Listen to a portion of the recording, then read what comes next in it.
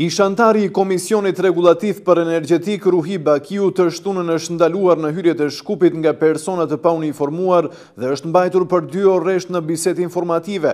Vetë profesori ka konfirmuar se është ndaluar, por ka thënë se ata që kanë ndaluar nuk kanë qenë pjesëtar të policisë së rregullt, por struktura të përanfërta me policinë. Sipas tij, personat të cilët e kanë ndaluar janë interesuar për lëvizjet e ish profesorit dhe iniciativës Lëvizja 12, e cila në të ardhmen pritet të delë në opinion këtu në Maqedoni.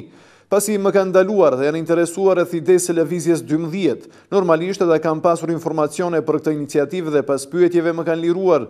Nuk kam qenë i maltretuar, por ata kanë kryer punën e vet. Më kanë mbajtur në ambiente private në Gjorgje Petrov dhe mua ai ambient nuk më ngjante si institucion shtetror, por hapësirë private, thot Bakiu, i cili ka qenë antar i Komisionit Regulativ për Energjetik deri në dhjetor të vitit të kaluar.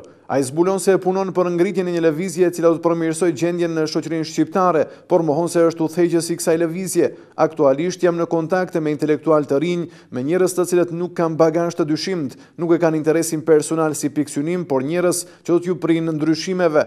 Duhet ne që të bashkëpunojmë me institucionet, të dërgojmë njerëz adekuat që do të udhëheqin institucionet, punësimet të bëhen në baza meritore, shpreh ish profesori universitar Ruhi Bakiu. Sipas tij, me lëvizjen qytetare që siç e quan ai Lëvizja 12, po ashtu do të kërkohet që të mos keq përdoren fondet e miqve amerikan dhe evropian, ndërkohë që Ministria e Punëve të Brendshme e Maqedonisë nuk ka informacione rreth arrestimit dhe lëshimit të Ruhi Bakiut. Nuk kemi asnjë informatë rreth arrestimit të personit në fjalë, as mund të pohoj se ka të arrestuar, por as mund të demantoj. Nuk kemi informatë rreth këtij rasti, tha Ivo Kotivski, zëdhënës i Ministrisë së Punëve të Brendshme të Maqedonisë.